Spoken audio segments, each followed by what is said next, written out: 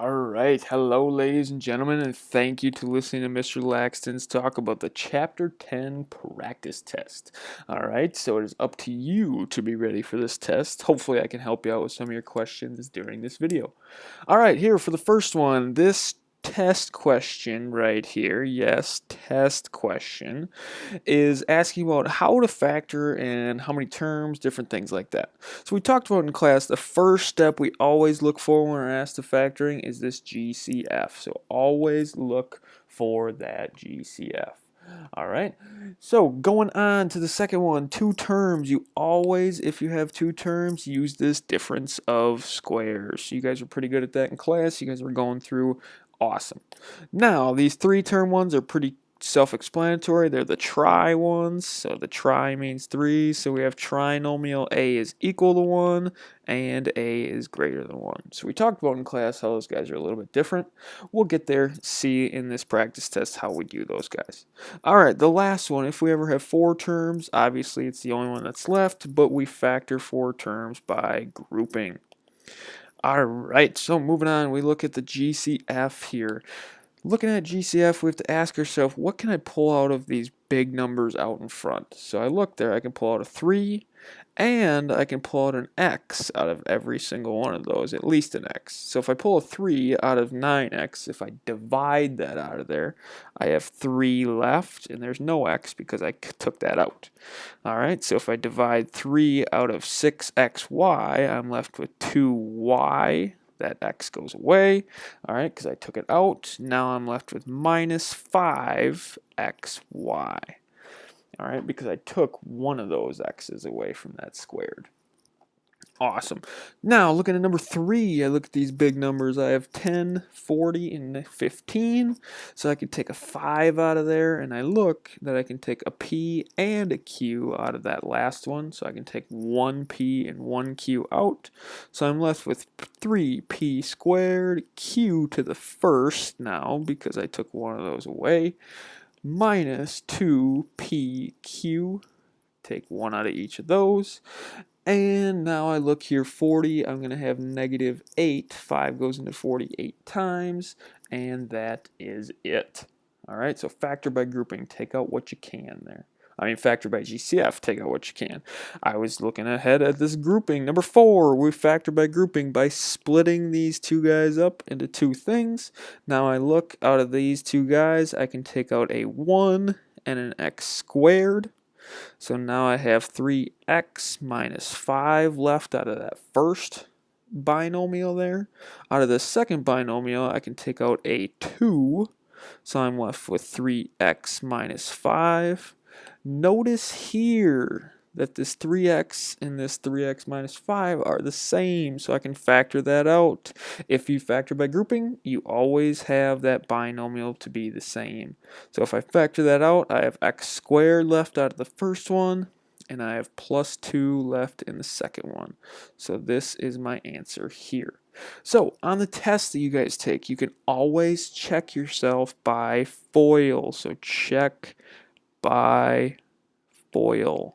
Okay, you can always make sure that you get the right answer here. So I can FOIL this guy out. So now I have 3x to the third plus 6x minus 5x squared and minus 10. So you can look at yourself, is this the same as what we have up here? Yes, it's a little bit in different form, but it is the same, so you checked myself out. Always check your answer. Make sure you got it right. All right, this next one, I'm going to make this middle minus into a plus a minus, so I'm going to add the opposite here for just that one. So now I look at here, I take out a 3x squared, I'm left with x minus 3. Out of this one, I can't take anything out of this negative x and this 3 other than just a negative 1. So I have x minus 3. We never want this minus here in front of that first term, so that's why I take out that minus 1 there. All right, so now notice again, we have x minus 3 and x minus 3, so that comes out my answer. I have x minus 3 out front, and then I have 3x squared minus 1. is my complete answer there. All right, remember, again, you can check yourself by FOIL. Check yourself there. All right, going on to number 6. This is trinomials. We have 3 terms here, and we're going to a values equal to 1. If my a value is equal to 1, I can put my c on the top, my b on the bottom, so it's negative 56 and negative 1. I have to find 2 numbers that multiply to negative 56 and add to negative 1. So those 2 numbers are negative 8 and positive 7. So I have x minus 8 and x plus 7. All right, done.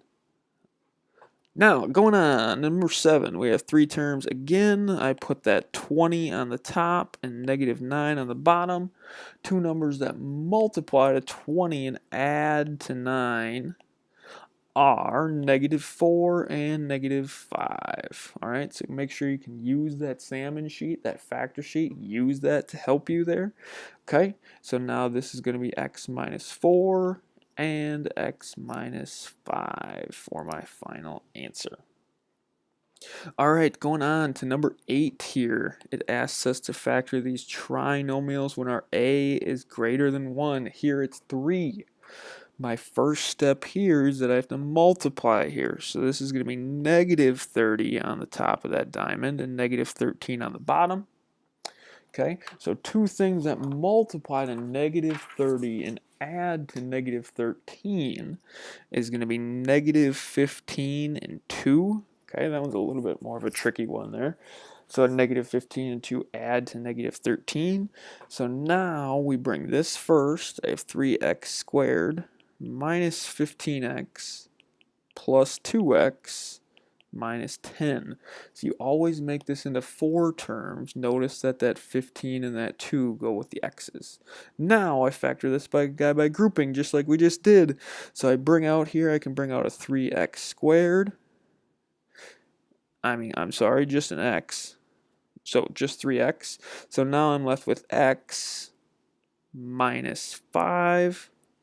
Out of here, I can bring out a 2, so I'm left with x minus 5. Notice here, this x minus 5, so my x minus 5 is out front. And then in here, I have 3x plus 2. So I factored that guy by grouping. These 2 guys went into that last binomial.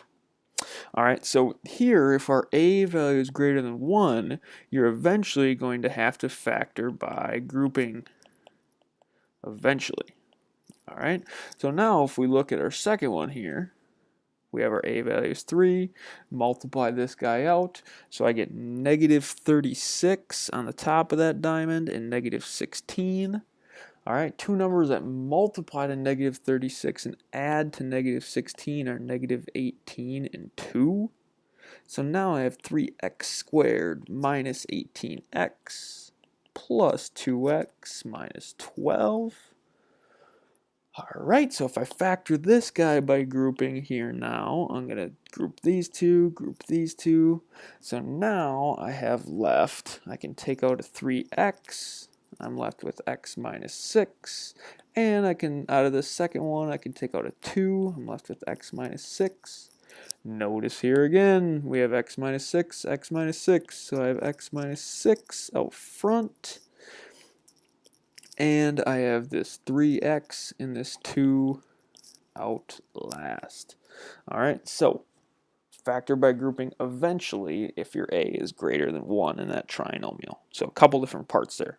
All right, looking at number 10, we have difference of squares. So we have to look what square gives me x squared. And I look here, if we have difference of squares, remember we put these 2 binomials. One has a plus, one has a minus. In this first one, I put x because that gives me x squared. And here, that 49, the square root of 49 is 7. So I'm going to put 7 here and 7 here. That is my answer. All right. Again, if you wanted to, you can FOIL yourself so you can make sure that you get the right answer here. Awesome. Now, looking at number 11, I make my two binomials again. If it's difference of squares, I have a plus and a minus. Now I look at what gives me 9x squared. The square root of that is 3x. So that goes in the front. And the square root of 64 is 8. So that goes in the back of both of those guys. So 3x plus 8 and 3x minus 8. 12 and 13 are the tough ones here. So we have to look, and this asks us, you have to use a couple different methods to solve and to factor these. So all problems will require to use more than one method. So if I look at number 12, I can take a 2 out of all of those parts. X squared minus x minus 6. Alright, now I can look into factoring this guy. So I put that negative 6 up top and the negative 1 on the bottom. So if I look, two guys that multiply to negative 6 are negative 3 and 2, and they add to negative 1. So this guy becomes 2x minus 3 and x plus 2. Okay, so don't forget that that 2 comes down in your answer. That 2 stays. All right, for number 13, let's look at that guy. I can factor out another GCF out of that. I can factor out a 2. I'm left with 4x squared minus 9. All right, now I look at this. This right here is difference of squares. I can see that because 4x squared is a perfect square and 9 is a perfect square. So I break that apart. I'm going to put a 2 out in front, keep that guy. Now I have two guys. Ooh, where did I go? I have one that has a plus and one that has a minus. So now I look, is that 2x gives me 4x squared, and 2x goes there, and then 3 goes in that last part here, because 9, the square root of 9 is 3. Alright, so I have 2x plus 3, and 2x minus 3. Alright, so that goes through all these factoring things in this Chapter 10 practice test. If you have any questions, please come find me. Like I said before, it is up to you to be ready for this test.